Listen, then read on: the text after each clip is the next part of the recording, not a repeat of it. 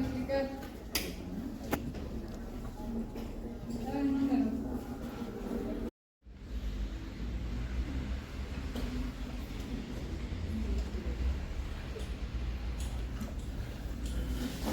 Les decía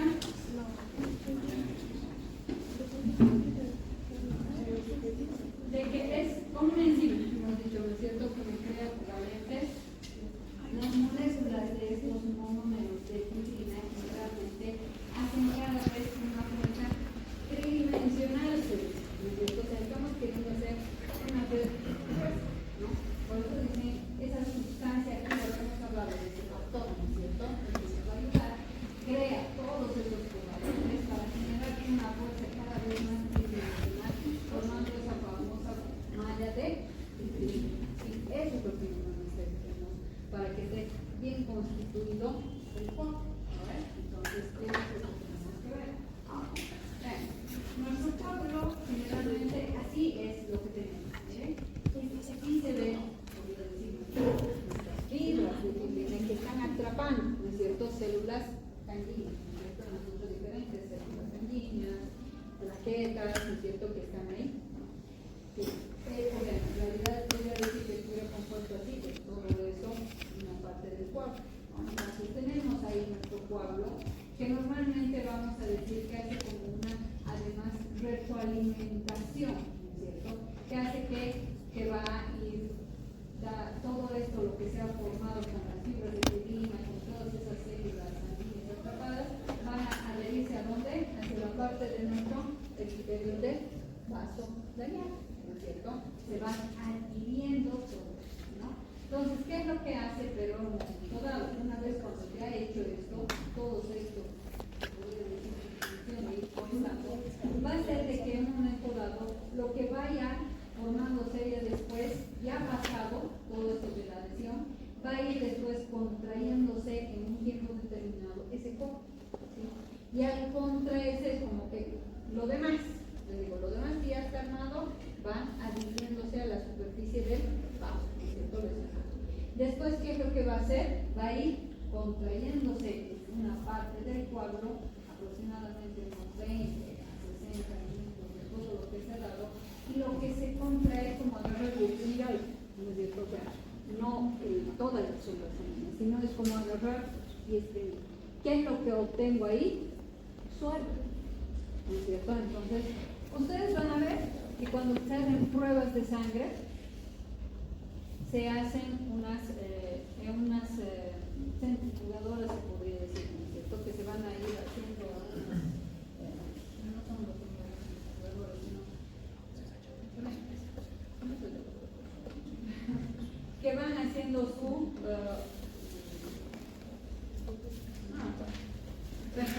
van separando, ¿sí?, la sangre, y lo que queda, va quedando la pertinencia.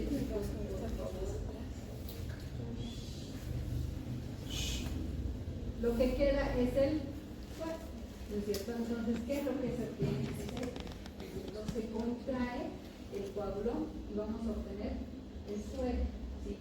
Entonces, por eso 20 a 60 minutos aproximadamente. Se eliminó ahí donde en ese suero todo el fibrinógeno y los factores de coagulación. O sea, tiene su función, y después lo que ya no tenga, que digamos de sobrante, va a ir, se podría decir, ¿no es cierto?, se va a ir obteniendo eso. Y esa es la diferencia en que existe entre el plasma y el suero. El suero está libre de todos los factores de coagulación. Jamás el suero va a coagular, cuando tengan ahí separados, jamás va a coagular, ¿no? Entonces, ¿por qué? Porque están eliminados de todo el fibrinógeno y factores de coagulación. Eso es lo que tenemos. Las plaquetas, se podría decir, siempre es lo que va a ayudar a que el coágulo, cuando se retrae,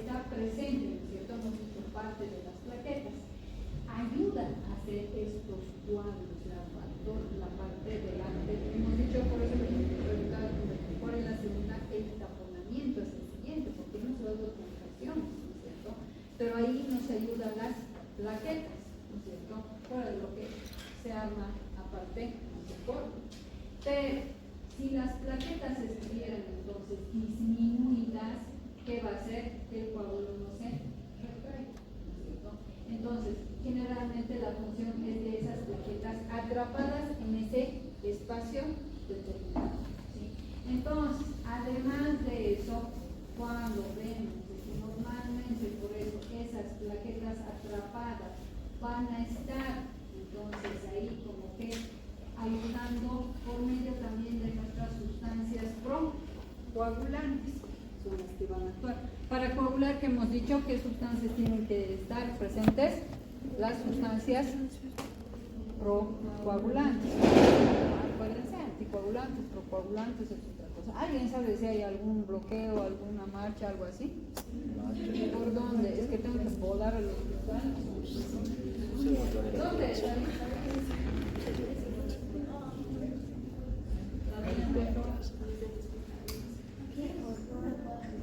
Aquí nos vemos. ¿Qué es lo que vemos entonces? Que las, por eso como les decía, estas plaquetas además, ¿se acuerdan que activaban las plaquetas?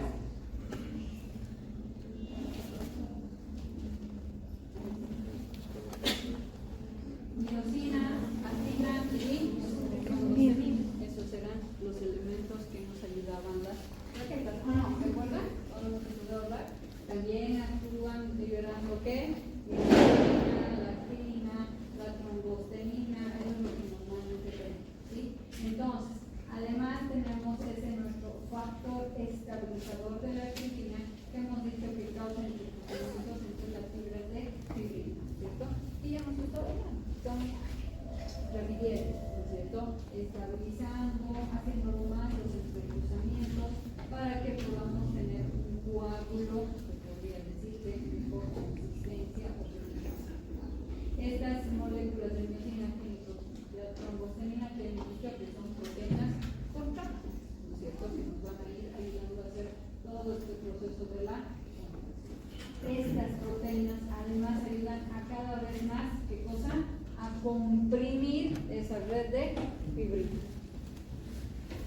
Es como cualquier material, ¿no es cierto? Que yo tengo, mientras más duro lo quiero hacer, más elementos o más material, se podría decir así, voy a usar, ¿no es cierto?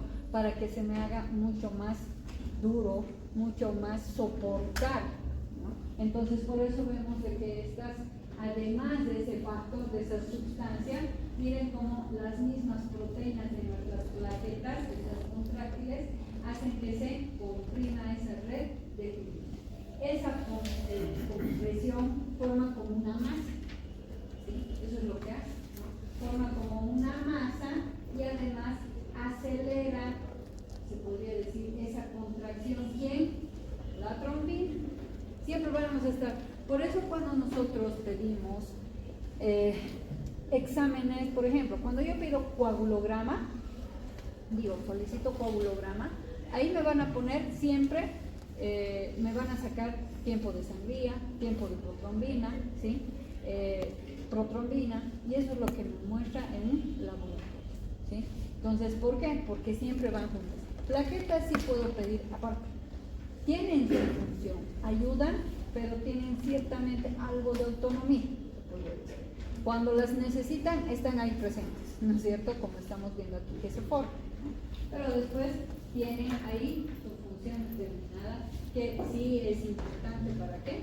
Ya les he dicho, para la formulación, ¿no? Por eso se acuerdan cuando hemos empezado a describir a las plaquetas, les decían aquellos que tienen en menor cantidad las plaquetas, que es, pasan, pueden, el día a día, chicos, es decir, es como que ahorita yo me voy a golpear, no siempre se me va a hacer todo una quimiosis, ¿no es cierto?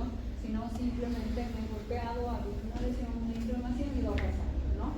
O puede desaparecer.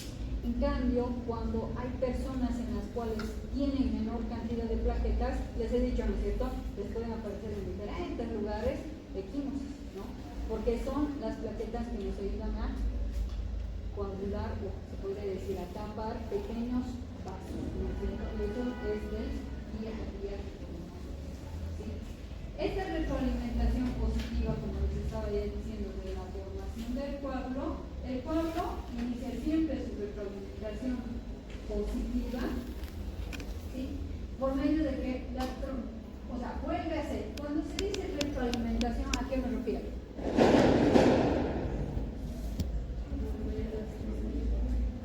Tratar más bien, pero de reforzar más. Entonces, como cuando yo les molesto, ¿verdad? A ver, ¿qué es esto? Porque estamos haciendo una retroalimentación.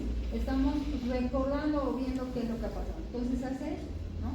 Hace una retroalimentación en el coágulo un poco más para seguir haciendo su función o ayudando más todavía, ¿no es cierto? Entonces a eso se refiere. La retroalimentación es que otra tiene un efecto proteolítico directo, se podría decir, pero hace otra vez de que la protrombina otra vez se vuelva en trombina, otra vez, ¿no es cierto? Otra vez, como una retroalimentación, como una segunda vez reforzar es como cuando yo anudo algo y haré un nudo más, ¿no es cierto? Para poder reforzar, ¿no? A eso se refiere sobre todo, y actúan sobre además algunos otros factores. Ahí es donde vienen estos factores que podría decir, ¿no es cierto? De todos estos factores de la población, ¿no? Que tenemos, que se llaman así, los factores, hay el factor 7, el factor 9, el factor 10, el factor 11, el factor 12, que estos me generan todo, como les decía, una cascada de población, porque si ustedes ven, cuando vean, van a ver el libro, muestran como una cascada, como una caída, ¿no? Viene de aquí, después aquí y aquí, pero eso depende cómo. Es como que yo soy inactivo, ¿sí? Un factor, y le voy a volver allá activo, y ese es un factor, y así. Por eso es una cascada que se va formando. Esa es la famosa cascada de coagulación, que son otros factores además que nos ayudan para la coagulación, ¿sí? Entonces, el inicio de la coagulación es así. ¿Qué es lo que hacemos? Una formación del activador de la protrombina. Empezamos siempre con ¿qué? Con un trauma, porque no se va a dar coagulación cuando no hay nada, ¿o no? ¿O se va a bajar nada? No, por eso hemos dicho en nuestra sangre, normalmente siempre más tenemos los anticoagulantes, ¿no es cierto? En una forma limitada, equilibrada, porque ya también sería sangrado, ¿no ven? Entonces, ¿qué es lo que va a pasar? Tengo, por ejemplo, un trauma en la pared vascular. Tan solo se acuerdan uno de los factores también, hasta estímulos nerviosos, el dolor generaba un estímulo nervioso también, ¿no es cierto? Que me coadyuvaba o me ayudaba a cada vez hacer una contracción de ese vaso, ¿o no? ¿No es cierto? Desde eso, por eso desde el momento en que el trauma me genera un dolor, entonces ahí estamos que va a provocar ese dolor, ¿sí?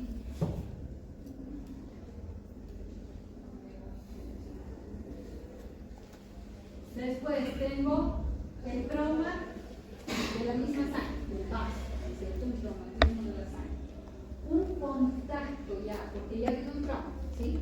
Ese contacto de la sangre con las células endoteliales dañadas, o con el colágeno, porque sabemos que tenemos, o con el colágeno, y otros elementos del tejido situados fuera del vaso, también hacen una activación, ¿sí? Desde el momento. Es por eso que les hablaba sobre las vías extrínsecas y intrínsecas. Por eso digo, en cada caso se conduce a una formación del activador de la protrombina, siempre, ¿sí? Que después convierte, hemos dicho ya de memoria, la protrombina en trombina, ¿vale? El activador de la protrombina, para la protrombina, se forma esas dos formas, la vía extrínseca y la vía intrínseca. La extrínseca empieza con el traumatismo de la pared, ¿sí? Por eso dice extrínseca, lo de afuera, ¿sí? Primero se ha empezado con esa vía extrínseca, ¿sí? Y de los tejidos, ¿bueno? Ha empezado con esa tejido. Y la intrínseca empieza en la sangre, es como decir, este es el vaso mismo, ¿sí? Ha empezado con una lesión aquí, esa sería una vía extrínseca, aquí va a empezar a actuar. Pero además la intrínseca va a actuar aquí adentro, ¿no? Ya en la sangre en sí, esa sería mi vía intrínseca, ¿entendido? Entonces esas son las dos formas que normalmente ven. Por eso, el activador de la protrombina tenemos una vía extrínseca y una vía intrínseca. Participan aquí una serie de proteínas plasmáticas, ¿sí? Que son llamados factores de la coagulación sanguínea, ¿sí? Que desempeñan, como se dice, una función principal, que ahí está esa cascada de coagulación que les estaba diciendo. Miren, va como una cascada. ¿Por qué? Y aquí está mi vía intrínseca y aquí está mi vía extrínseca.